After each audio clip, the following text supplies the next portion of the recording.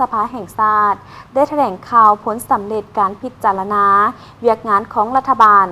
ซึ่งกล่องประชุมเห็นดีโดยพื้นฐานต่อการเสนอปรับปรุงดัชนีเงินเดือนเงินนโยบายและเงินอุดหนุนพนักงานราษฎรและพนักงานบำนาญที่จะเริ่มจัดตั้งปฏิบัติในเดือน1 ปี 2026 เป็นต้นไปในวันที่ 17 พฤศจิกายน 2025 ท่านสมมาตร พ้นเสนา รองประธานสภาแห่งชาติได้แถลงข่าวผลสำเร็จการพิจารณาเวียกงานของรัฐบาลเกี่ยวกับการจัดตั้งปฏิบัติแผนพัฒนาเศรษฐกิจสังคมแห่งชาติแผนงบประมาณแห่งรัฐแผนเงินตรา5 ปีครั้งที่ 9 2021-2025 และปี 2025 รวมทั้งทิศทางแผนพัฒนาเศรษฐกิจสังคมแห่งชาติ5 ปีครั้งที่ 10 2026-2030และแผนปี 2026 บทรายงานสรุปการจัดตั้งปฏิบัติวาระแห่งชาติการแก้ไขความยุ่งยาก5 ปีครั้งที่ 10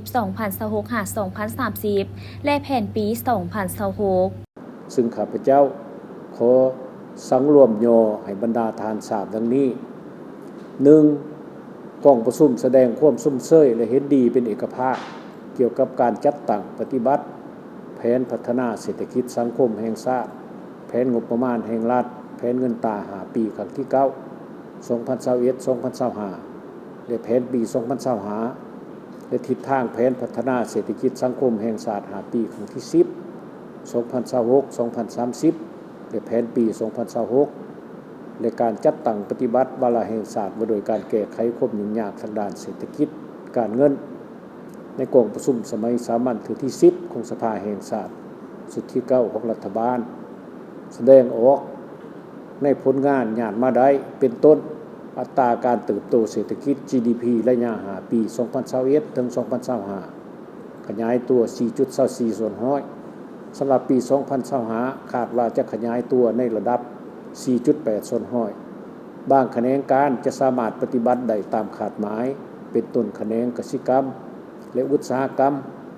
การเก็บรายรับได้เกินแผนการค้าต่างประเทศเกินดุลเงินเฟ้อมีทะเยอลดลงการปฏิบัติบางขาดหมายด้านวัฒนธรรมสังคมทรัพยากรธรรมชาติและสิ่งแวดล้อมมีความคืบหน้าดีแต่ทั้งอย่างไรก็ตามกองประชุมยังแสดงความเป็นห่วง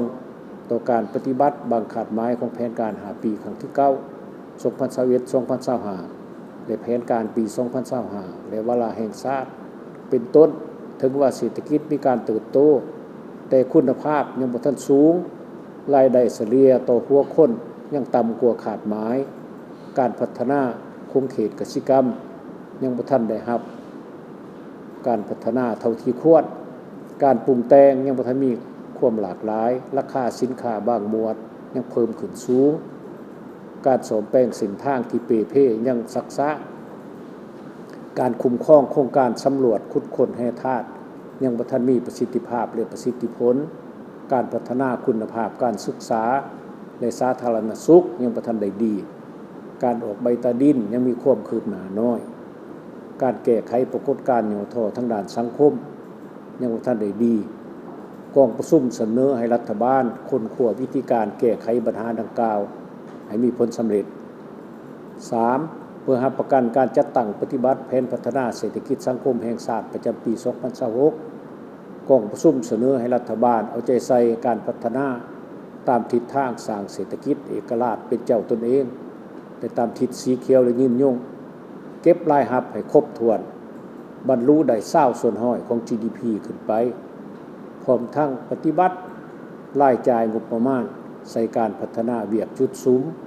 บุริมสิทธิ์ของรัฐบาลเซ็นการพัฒนาแขนงการศึกษาสาธารณสุขการพัฒนาชนบทแก้ไขความทุกข์ยากการก่อสร้างซ่อมแปลงสินทางการก่อสร้างต้านตะฟังเจือนตามเขตชายแดน 4. เสนอรัฐบาลสืบต่อสร้างเสถียรภาพด้านเงินตราเพื่อรับประกันเสถียรภาพทางด้านเศรษฐกิจมหาภาคเฮ็ดให้อัตราเงินเฟ้ออยู่ในระดับต่ำควบคุมให้อัตราแลกเปลี่ยนคงที่เพิ่มปริมาณคลังสำรองเงินตราต่างประเทศให้กลุ่มการนำเข้าได้อย่างน้อย5 เดือนขึ้นไปสร้างคลังแห่โดยค้ำเพื่อรักษาเสถียรภาพด้านการเงินของประเทศเฮาให้มั่นคงสนองสินเชื่อดอกเบี้ยต่ำ เขาในการผลิตและปรุงแต่งสินค้าให้เพียงพอ 5. เพิ่มทวีการสุขอยู่ส่งเสริมการผลิตกสิกรรมให้แข็งแรงพร้อมทั้งเอาใจใส่ช่วยเหลือชาวกสิกรด้านเทคนิควิชาการทุนฮอดตลาดจำหน่ายและฟื้นฟูพื้นที่ทำการผลิตที่ได้รับผลกระทบจากภัยพิบัติธรรมชาติ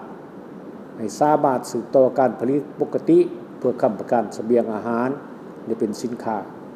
จำกัดการนำเข้าสินค้าที่สามารถผลิตได้อยู่ภายในอย่างเข้มงวดคุ้มครองราคาสินค้าและเสบียงอาหารในระดับที่เหมาะสม 6. สืบต่อกวดกาอย่างเข้มงวด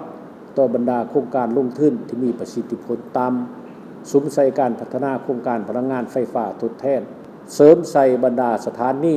จุดที่ขาดแคลนไฟฟ้าเพื่อสนองไฟฟ้าให้เพียงพอกับการสมใส่ภายในคุ้มครองและปรับปรุงโครงสร้างราคาไฟฟ้าให้เหมาะสมกับสภาพตัวจริงบ่ให้กระทบต่อชีวิตการเป็นอยู่ในการผลิต 7. สุมใส่การก่อสร้างและซ่อมแปลงเส้นทางที่เปเพให้กลับคืนสู่สภาพปกติโดยไวเพื่ออำนวยความสะดวกการขนส่งการสัญจรไปมาของประชาชนในการท่องเที่ยวควบคุมรถบรรทุกน้ำหนักเกินและมีมาตรการต่อผู้ละเมิดอย่างเข้มงวด 8. สืบต่อสุขอยู่ส่งเสริมการหันเป็นทันสมัยในการบริหารรัฐ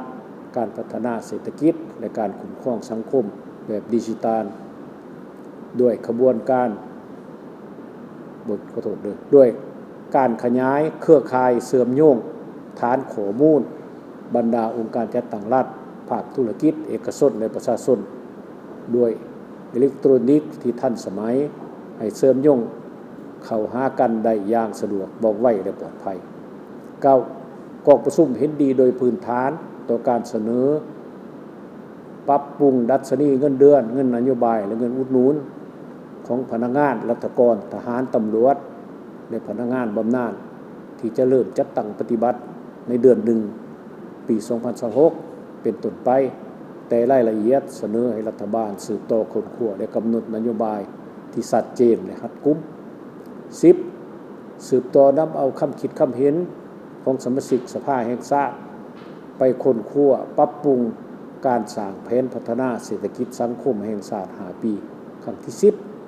2026-2030 ให้มีเนื้อในครบถ้วนสมบูรณ์สอดคล้องกับสภาพความเป็นจริงเพื่อกล้าเตรียมเสนอรับห้องในกล่องประชุมครั้งปฐมฤกษ์